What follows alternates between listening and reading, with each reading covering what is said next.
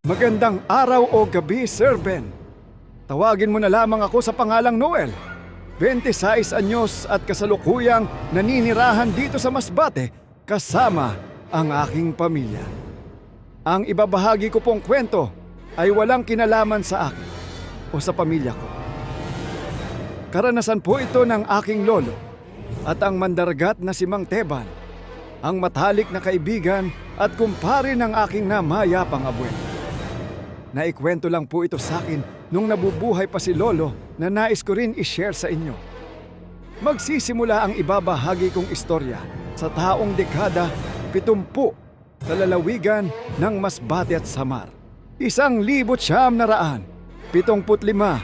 ay nasa edad 20. Uno pa lamang ang aking lolo Mandoy. Lumaki ang aking lolo sa mundo ng pangingisda sa lalawigan ng Sorsogon. Nasa dugo na kasi namin ang pagiging mandaragat. Ang ibang mga kamag ni Lolo Mandoy ay kasalukuyang noon naninirahan sa Masbate. Dahil malapit lang ang Sorsogon sa Masbate, ay napapadalas dumako roon ang aking lolo upang bisitahin ang kanyang mga pinsan na kapwa mga mangingisda. Tuwing nagagawi ang aking lolo sa Masbate, ay hindi niya maiwasan mapasubo sa inuman. Palibhasa binata pa ito at walang mabigat na obligasyon. Insan, wala ka bang balak mag-asawa? Gusto mo bang tumandang binata?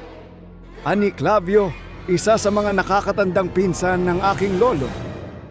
Hindi naman ako nagmamadali magkaroon ng asawa, mga insan. Alam niyo naman na palangi akong abala sa pangingisda, kaya wala ng oras maniligaw. Palusot naman ni Lolo. Sir Ben, kwento umano ni Lolo Mandoy.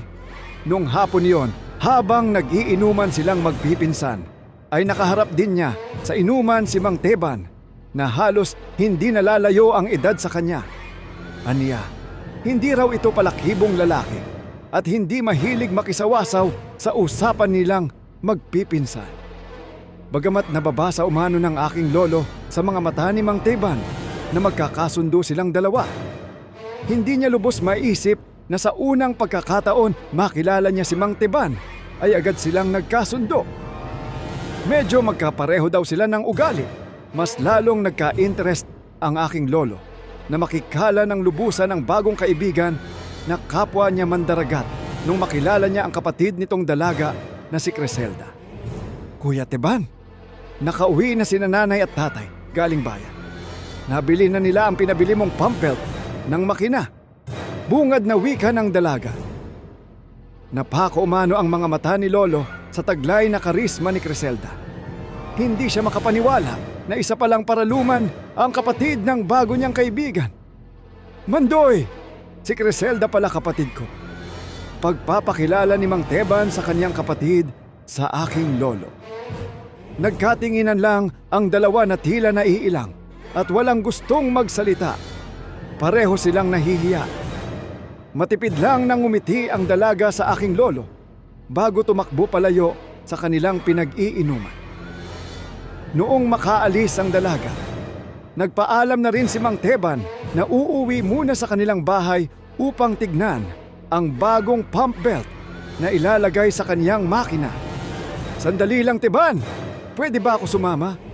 Gusto ko kasi makita ang bangka mo, ani Lolo Mandoy, na tila dinadahilan na lamang na makita ang bangka nito, sapagkat ang totoo ay nais talaga niyang masulyapan ng dalaga. Oo naman, Mandoy. Halika, sumama ka sa akin. Ipapakita ko sa iyo kung gaano kaganda ang bangka ko. Tugon naman ni Mang Teban. Ani Lolo, magkasama silang naglakad patungo sa bahay nito. Naninirahan umano ang pamilya ni Mang Teban sa pinakadulo ng baryo malapit sa Suba na nababalibutan ng maraming nipa. Sa una nilalang pagkakakilala ay marami silang nagpag-usapan tungkol sa mga bagay-bagay na may kinalaman sa pangingisda. Nang makarating sila sa makipot at maputik na daan, ay muli nilang nilakad ang isang makitid at hinawan ng mga nipa.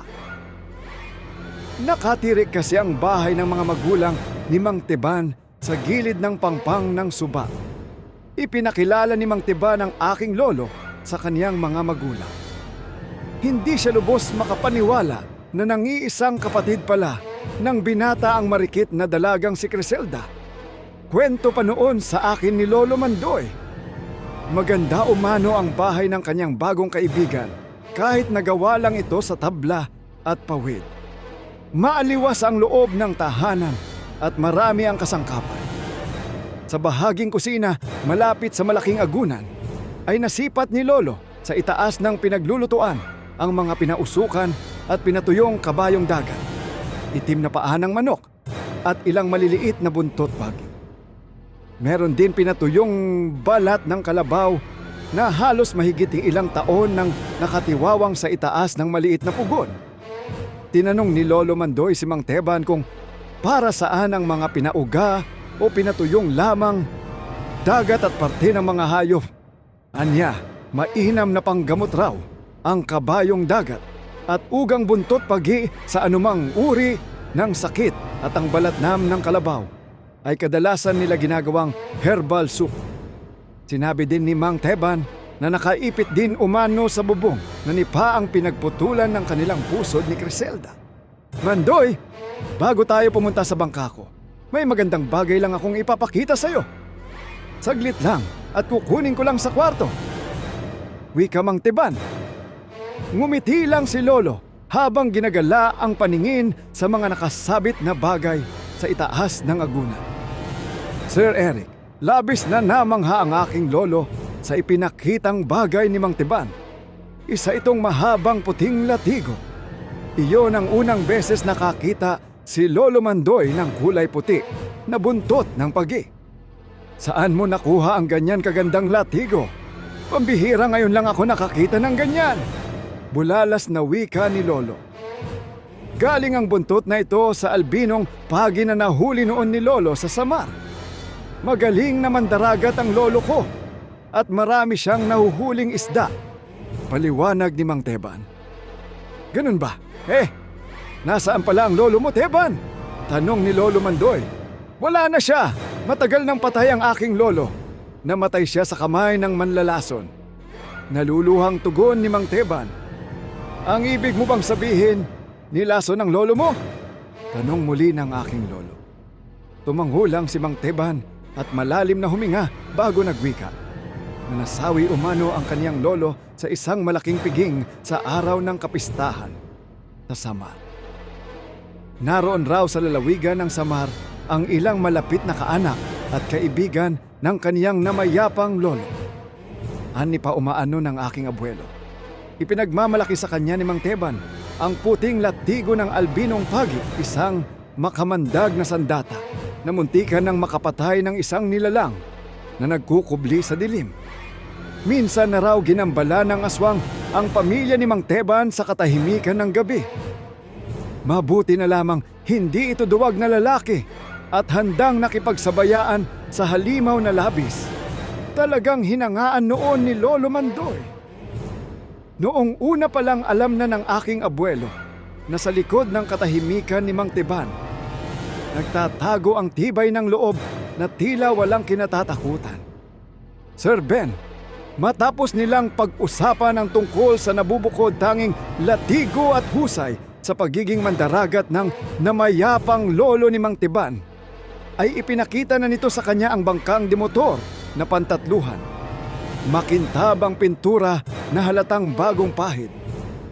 Bukod sa bangka ni Mang Teban, meron din sariling sasakyan pandagat ang ama nito na halatang nasa ilalim ng pagkukumpuni dahil sa mga maselyang nagkalat sa magkabilang katawan ng bangka. Saan ka ba madalas mangisda, Teban?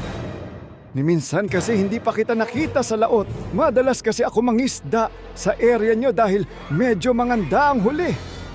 Kaya nga palagi ako nagagawi rito sa Masbate. Usisang tanong ni Lolo Mandoy. Madalas kasi ako mangisda sa malalalim na dagat. Sa parteng bahagi ng Samar. Malalaki ang mga isda roon. Minsan, napapad din ako sa bulan kapag panahon ng tamban. Gumagawa kasi ang nanay ko ng bisang at bulad kaya may panahon na lumalipat ako sa gawing iyon. Pero mas malaki ang kinikita ko kapag sa bahaging karagatan ng Samar ako nangingisda. Gusto mo ba sa akin sumama, Mandoy? Mag-isa lang kasi ako pumapalaot. At minsan naman sinasamahan ako ni tatay, lalo't inaayos pa ang kaniyang bangka. Mahabang linatayan ni Mang Tiban. Nakakahiya naman sa tatay mo. Ikaw na rin ang nagsabi na magkasama kayong dalawa. Pero kung gusto mo talaga ako makasama sa laot, bakit hindi? Anang Lolo Mandoy. Sir Ben, malapad nang ngumiti ang aking lolo nung sabihin ni Mang Tiban na malapit nang maayos ang bangka ng kanyang ama. Dahilan upang mag-isa na naman ito sa pangingisda.